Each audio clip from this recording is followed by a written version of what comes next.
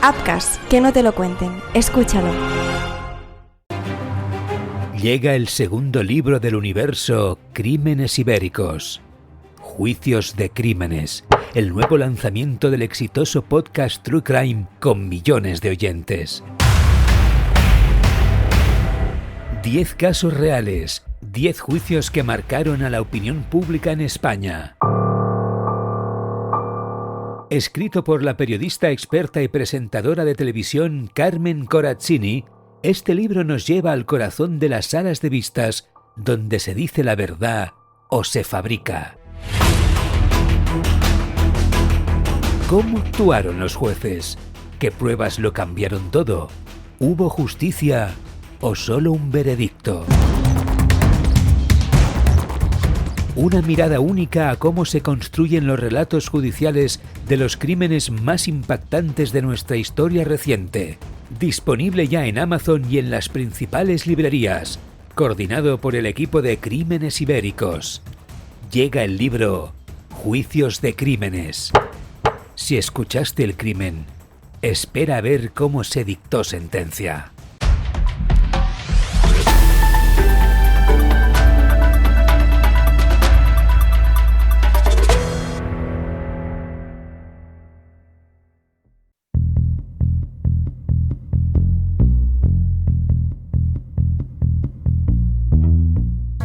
Bienvenidos a un nuevo episodio del análisis del caso aquí en Crímenes Ibéricos.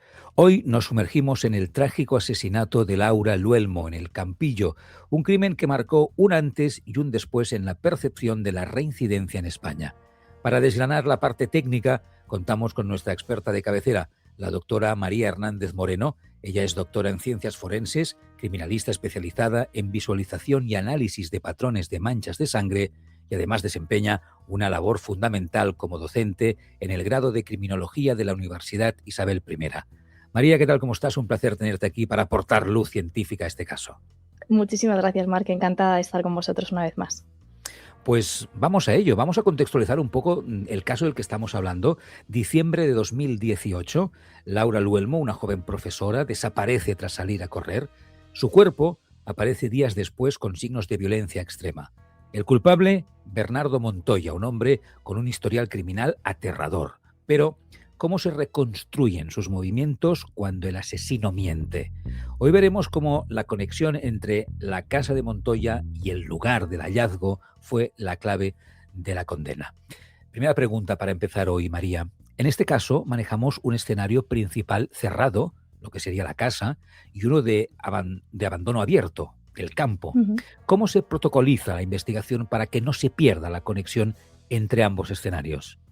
Bueno, justo este caso es interesante por esto, ¿no? Porque normalmente estamos acostumbrados a que los diferentes casos que conocemos, los delitos, se suelen desarrollar todos en el mismo lugar, ¿no? Y tengamos como toda la actividad concentrada en un punto, lo que facilita de alguna manera la labor policial y de investigación, porque no es necesario buscar más allá.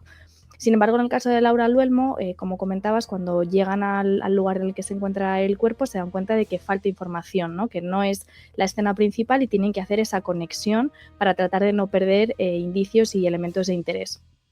Lo que van a llevar a cabo los investigadores sobre todo es una primera inspección en el lugar, en este caso es un lugar abierto, que tiene pues ciertas características contrarias a lo que sería el escenario principal, ¿no? Esa casa, y sobre todo van a tratar también de establecer una unión entre lo que ellos están observando e inspeccionan y los testimonios y las declaraciones del principal sospechoso, que es Montoya, para ver hasta qué punto hay discordancias o puntos que tal vez no sean tan claros como lo que deberían. Y sobre todo llevar a cabo una búsqueda de indicios para tratar de establecer cuál es el nexo, ¿no? Si se llegó a ese escenario, por ejemplo, en un vehículo, pues tratar de buscar y de localizar, como así se hizo, diferentes rodaduras de esos neumáticos, huellas de pisadas y otros rastros también biológicos en el cuerpo y en los alrededores que nos permitan ir estableciendo esa hipótesis y una primera conexión para pues llegar al objetivo fundamental, que es la reconstrucción del escenario. Pero ¿qué es lo que falta? O sea, ¿qué es lo que hace saltar las alarmas de los investigadores cuando están en el escenario de abandono abierto, en el campo, para ver que, aquí falta alguna cosa que necesitaremos, ¿no? Iniciar todo este proceso que nos estabas contando. ¿Qué es lo que se detecta que falta en un escenario de un crimen como el que se encuentra en el primero?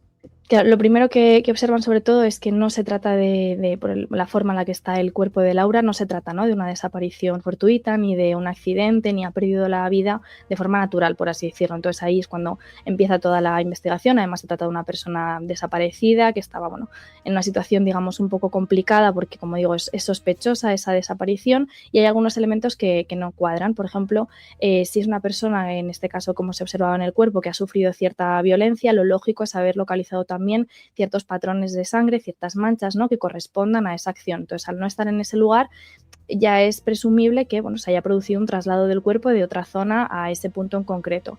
El cuerpo además aparece semidesnudo, entonces también resulta un poco extraño porque es probable que haya habido, como digo, una manipulación del mismo o que se haya podido trasladar y haya habido otras acciones que no concuerden únicamente con ese escenario como principal o único. Entonces es cuando se empieza a tratar de investigar y de unir pues con otro escenario, que en este caso resultó ser el domicilio de Montoya, para poder establecer esa hipótesis y, en definitiva, pues recopilar toda la información necesaria para poder reconstruir los hechos.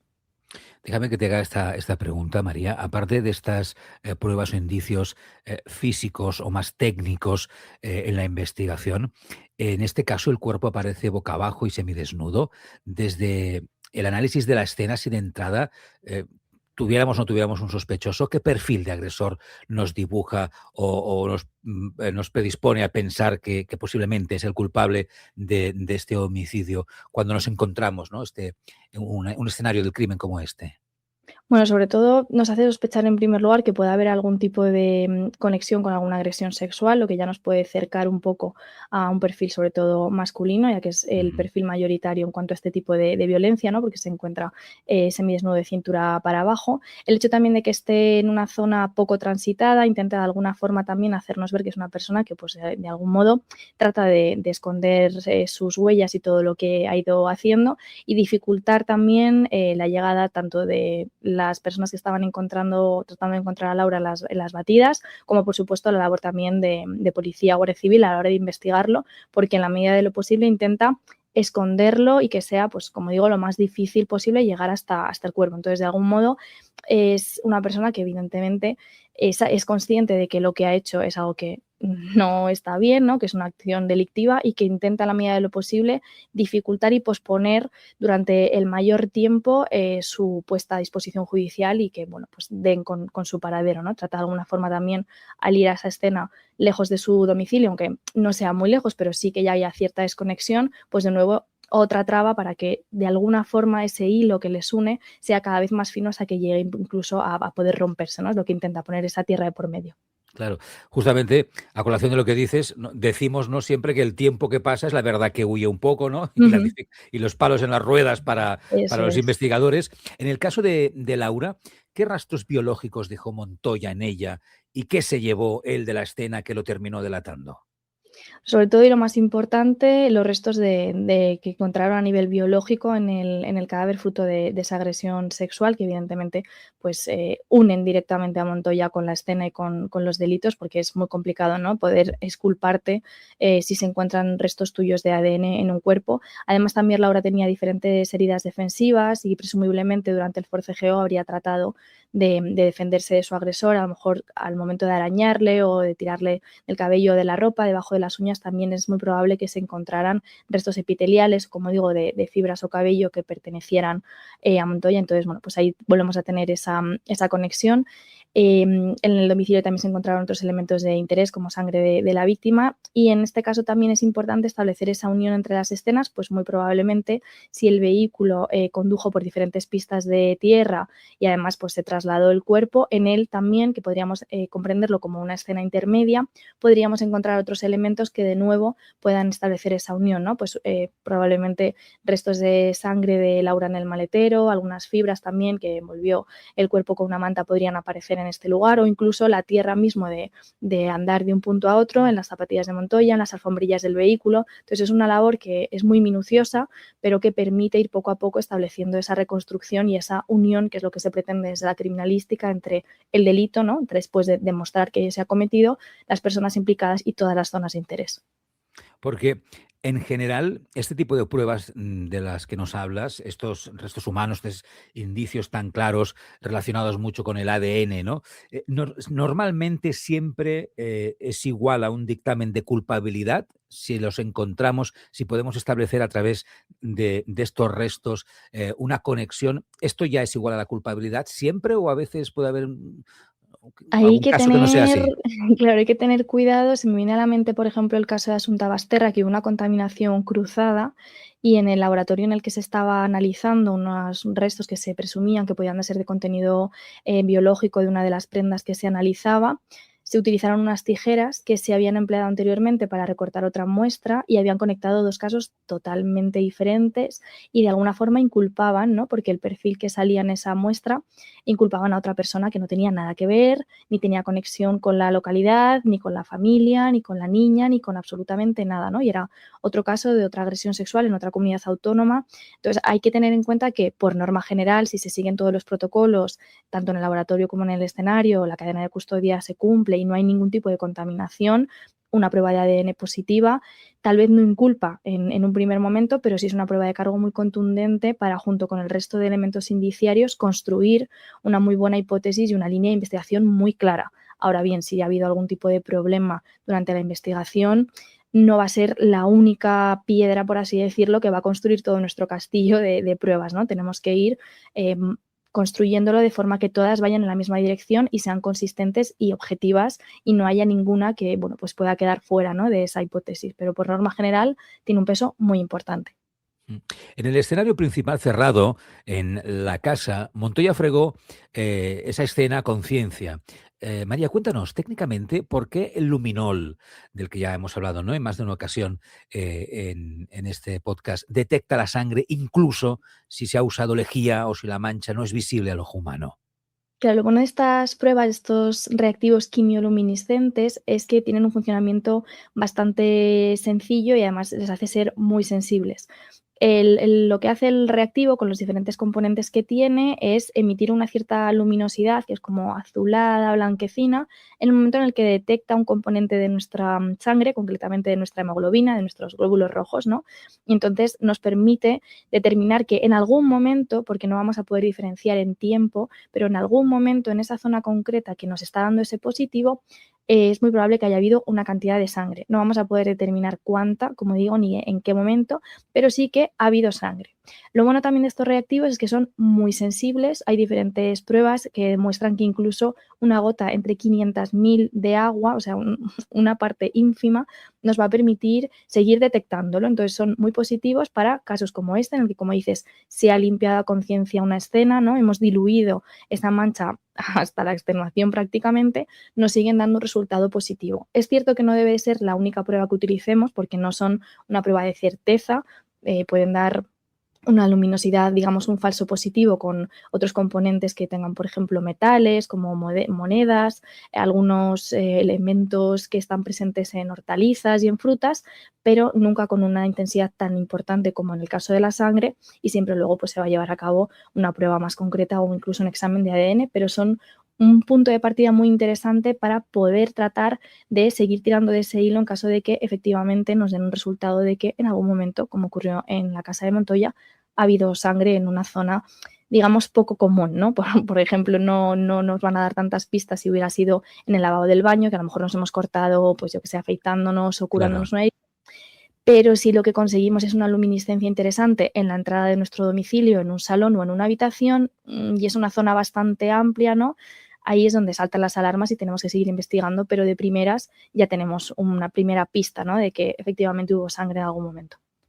A lo mejor es una pregunta sin sentido, María, pero justamente cuando nos estabas explicando que no se puede determinar, ¿no?, con este tipo de técnica el tiempo, el momento, ¿no?, en qué momento se produjo o llegó a esa pared o, no, o a esa prenda de ropa, ¿no?, la sangre. Eso, haciendo de abogado del diablo, es una arma que tiene la defensa para poder esquivar la culpabilidad en una sentencia, el que no se puede dictaminar si esa sangre llegó pues no sé, hace 2 días, hace 3 o hace Ujú. 5 años. Claro, va a depender también de si lo que se consiga luego con la sangre sea un perfil genético porque tengamos cantidad suficiente y sea una muestra relativamente reciente, o si efectivamente es un resto de sangre de un episodio de hace muchísimo tiempo que no guarda relación. Si se diera ese caso porque es un elemento que lleva años y que no conseguimos demostrar de otra manera, sí, claro, la defensa puede tratar de mitigar la relevancia de ese elemento. Ujú. Si lo que logramos es, además de esas pruebas, como digo, establecer otras de certeza y sobre todo ADN que demuestre en este caso, por ejemplo, que esa sangre que se ha encontrado en el domicilio es de Laura, no importa si lleva 2 días o 4, evidentemente el peso es muchísimo mayor porque ya estamos hablando de sangre de una persona desaparecida que hemos encontrado su cuerpo en otro lugar, en un domicilio que no conocía y que no debería de estar allí. Entonces, todos los elementos siempre en la criminalística no van a ser determinantes por sí solos, pero en un conjunto, siempre, como digo, en esa hipótesis que se va construyendo con sentido, van a aportar peso hasta que llega un punto en el que ya es evidente, ¿no? La sucesión de los Claro. elementos. Entonces, por sí solo puede que no sirva si no tenemos otros elementos que confirmen de quién es esa sangre o si realmente es importante para una investigación porque no es un hecho aislado, pero si los vamos a ir recogiendo con coherencia, entonces cuando sí que tenemos ya un discurso muy evidente, ¿no? Vamos a incidir un poco más en el análisis de patrones de sangre. Se encontró sangre en una manta y en el maletero. Como especialista en estos patrones, María, ¿qué nos dice la forma de una mancha sobre si el cuerpo fue arrastrado, cargado o si hubo una lucha activa en ese punto? Claro, los patrones cuando nosotros accedemos a un escenario van a disponerse en función del mecanismo que los genera. De alguna forma también esto ocurre, por ejemplo, si se nos cae a nosotros un líquido, no va a ser igual una gota pequeña que si rompemos un vaso en el suelo, ¿no? Y salpica y deja un charco y demás. Entonces, ese mecanismo que los va a generar, gracias a que las condiciones de la sangre a nivel de mecánica de fluidos, ¿no? Sin entrar mucho, se mantienen, nos va a permitir de alguna forma establecer unos parámetros comunes en todos los casos. Entonces, en el caso de Laura, muy probablemente al recibir esos golpes con un objeto contundente se producirían salpicaduras. Vamos a tener entonces manchas que tienen unos tamaños bastante variables, que sí que muestran, por ejemplo, una dirección y podemos establecer incluso si Laura estaba de pie, estaba tumbada, si su agresor también tenía, pues esto, ¿no? Una posición más elevada o más baja. El problema es que, claro, el acusado lo limpia todo y en ese caso hemos perdido esa información, pero tendríamos que haber visto una especie como de salpicadura, ¿no? Por decirlo de alguna forma. En el caso de la manta y en el caso del maletero del coche, es un patrón distinto. Lo que ha ocurrido es que una superficie ensangrientada, probablemente las heridas del cuerpo de Laura, impregnan una superficie limpia, que en este caso pues sería la manta. Ese tipo de patrones es verdad que no nos permiten saber posiciones concretas, ¿no? Porque no parten de una salpicadura, pero sí que nos van a permitir establecer una línea temporal. Entonces ya sabemos que si se traslada un cuerpo cualquier elemento y deja unas señales porque el episodio sangriento fue previo, entonces pues podemos establecer, ¿no? Que el traslado se produce una vez que ya se le generan ciertas heridas porque es necesario evidentemente que esté sangrando para dejar ese tipo de muestra o de mancha en la manta. Y nos va a permitir también conectarlo con el coche porque, bueno, pues se quedará de nuevo esa transferencia de sangre en el maletero. Si, por ejemplo, se hubiera arrastrado un cuerpo, como decías, ¿no? Y ha quedado esa sangre, pues también podríamos observar esas líneas o esos trazos, esas alteraciones, en este caso serían, bueno, pues fruto del arrastre de ese elemento sangriento por una superficie limpia. En definitiva, en función de lo que se vaya generando, la sangre nos va a dar un poco de pistas porque vamos a poder ir tratando de averiguar cómo se ha ido creando, cuáles eran los movimientos, cuál es la línea temporal y de alguna forma pues aportar de nuevo esa información para poder ir ayudando a reconstruir lo ocurrido. Bien, es muy interesante. Esperamos poder en otros capítulos de este análisis del caso poder seguir preguntándote, María, sobre toda la información que eres capaz de ver en una gota de sangre, ¿no? Por su tamaño, por su forma, Ujú. etcétera, etcétera, ¿no? Que sirve para decidir muchas cosas, ¿no? O descubrir muchas cosas de lo que ha pasado. Muy interesante. Vamos con más cosas. Cambiamos de tecnología, vamos a los teléfonos móviles, que también fueron muy cruciales en este caso. ¿Cómo ayuda la triangulación de repetidores a desmentir la versión de un sospechoso que dice que nunca salió de casa? Claro, tenemos que tener en cuenta que a veces no somos conscientes de lo poderosos que son nuestros teléfonos, incluso sin que nosotros los estemos utilizando, porque muchas veces pensamos que, hombre, si llevo la localización, claro que me van a pinchar, ¿no? Donde estoy. pero tenemos que ir un poco más allá. Nuestros teléfonos al final ya son excesivamente inteligentes prácticamente, ¿no? Y incluso cuando no los estamos utilizando van a mandar señales. ¿Qué es lo que ocurre?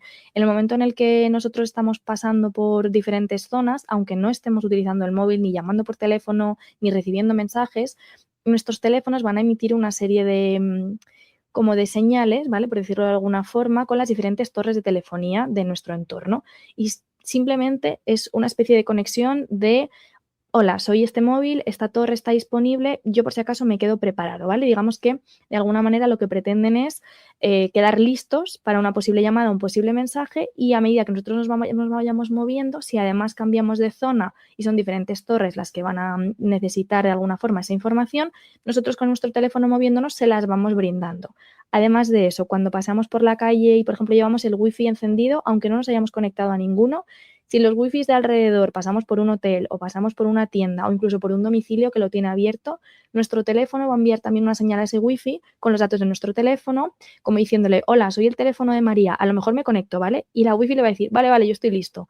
Sin que hagamos nada, ese registro también queda. Entonces hay un punto en el que no somos conscientes realmente de hasta dónde, solo llevando el móvil en el bolsillo, estamos dejando pistas, ¿no? Estamos dejando información sobre dónde estamos, desde dónde hemos movido nuestro móvil hasta dónde estemos. Entonces, claro, llegar a tratar de demostrar que no hemos salido y nuestro móvil ha salido de casa solo y ha llegado hasta una localización y ha vuelto, es complicado. Y si además del móvil del sospechoso se mueve también el móvil de la víctima, la cosa empieza a ser un poco más complicada a la hora de tratar de establecer una defensa, digamos, consistente y contundente para tratar de evitar esa unión de caminos. Claro, hago un pequeño paréntesis a colación de lo que estabas explicando, que también lo encuentro muy interesante, María. ¿Eso quiere decir que en cualquier momento las fuerzas del orden, si lo quieren, nos pueden localizar si llevamos el teléfono encima y pueden dar justamente en el punto en el que estamos? Bueno, debería establecerse siempre mediante una autorización judicial, porque al final no deja de ser parte de nuestra privacidad y es, bueno, pues igual que la interceptación de comunicaciones, ¿no? Por ejemplo, ¿nos pueden pinchar el teléfono? Sí, pero siempre que sea proporcional y en relación a una investigación en curso suficientemente importante como para que nuestra intimidad, Sí. ¿no?, se vea, digamos, un poco violentada. Entonces, ¿podrían gestionar nuestra localización?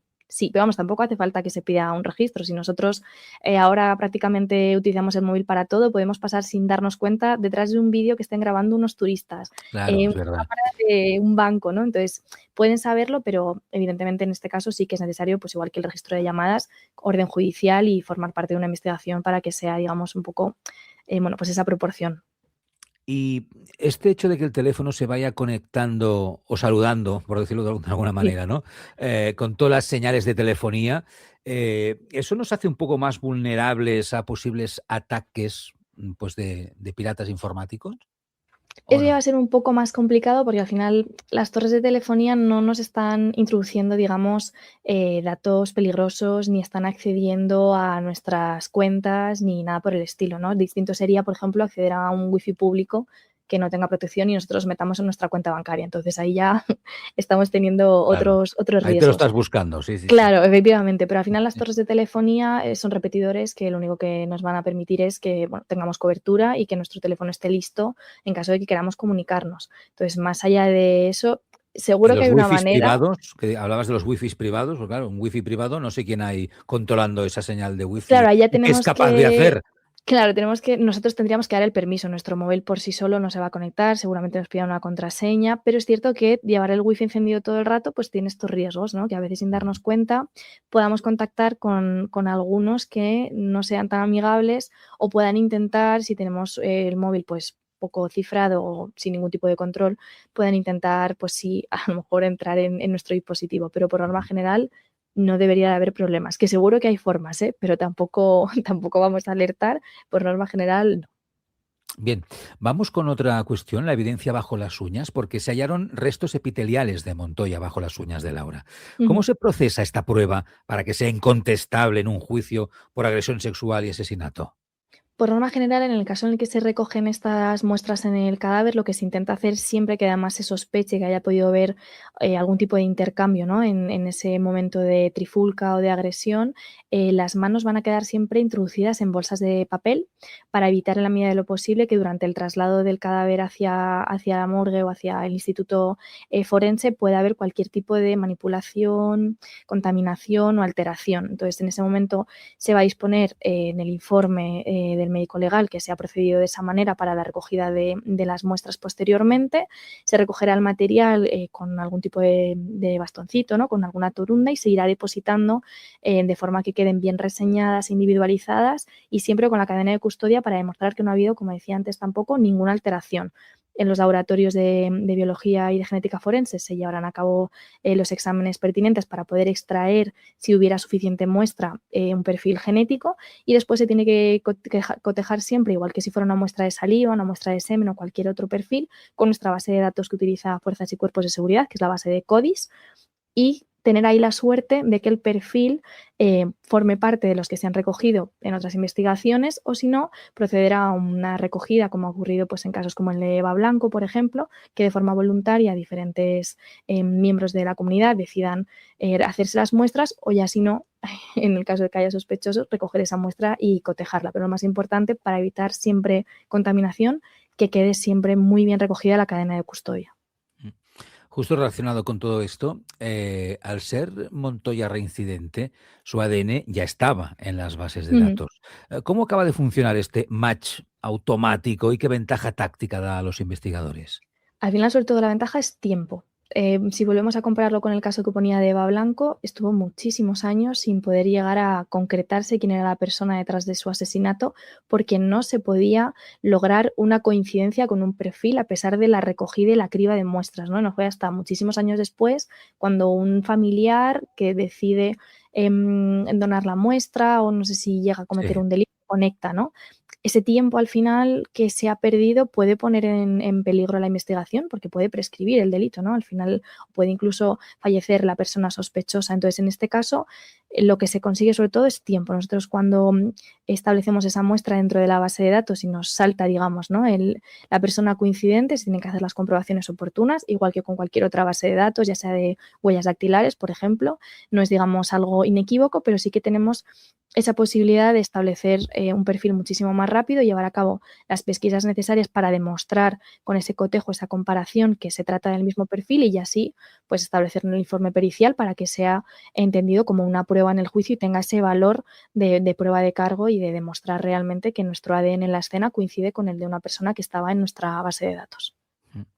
Estamos ante un asesinato con agravante de género y reincidencia. Ujú. Desde tu experiencia docente, ¿qué rasgos criminalísticos definen a un sujeto como Montoya frente a un asesino primerizo? El problema, sobre todo, yo creo que es a veces la sensación de creerse un poco, vamos a decir, invencibles, en el sentido Mm, de que como ya han pasado por esos procesos, piensan tal vez que puedan tener cierta experiencia o ciertas ventajas, ¿no? A la hora de llevar a cabo cualquier acción criminal.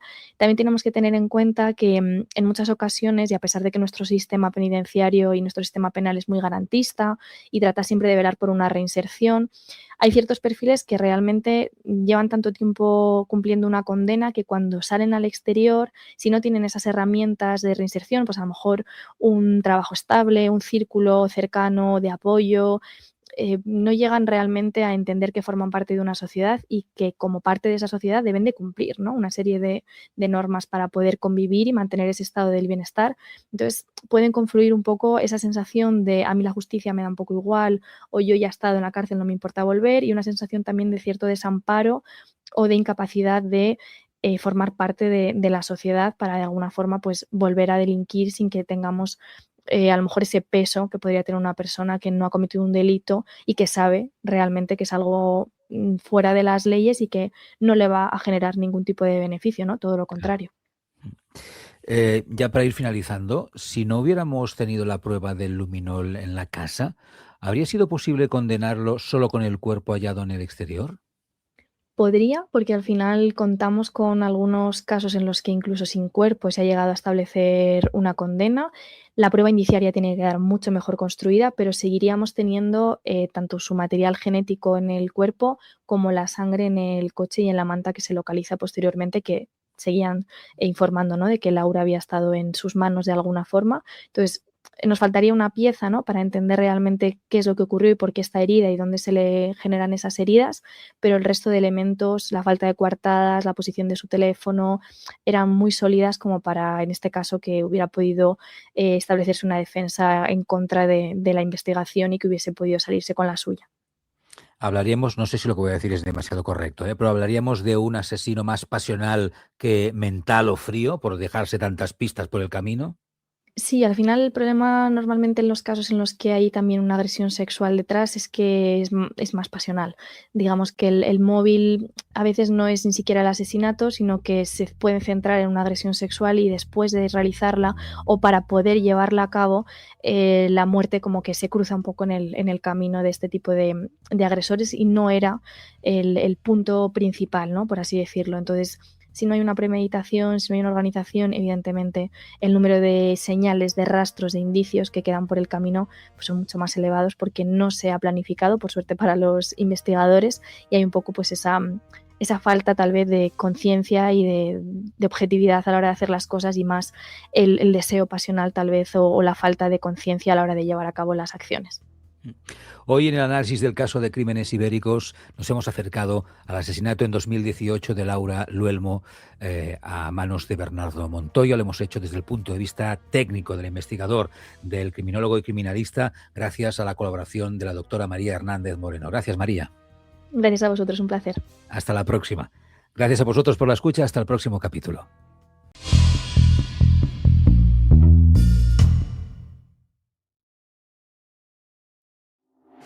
Pon la palabra Appcast en el buscador de tu plataforma de podcasting y conoce todas nuestras producciones. Appcast, que no te lo cuenten. Escúchalo. Supe que el fútbol era demasiado pequeño para mí, que ya no bastaba con ser leyenda. Tenía que convertirme en algo más grande, en mito, en presidente. Esta no es una historia sobre política, es una historia sobre lo que pasa cuando un país confunde gloria con salvación. ¡Santiago Galán! ¡Eres eterno! ¡Gol para la historia! Dicen que el poder revela quién eres, pero hay hombres a los que el poder no revela nada, solo los desata. Nací en el campo de batalla y aquí estoy. Por fin vamos a cambiar las cosas.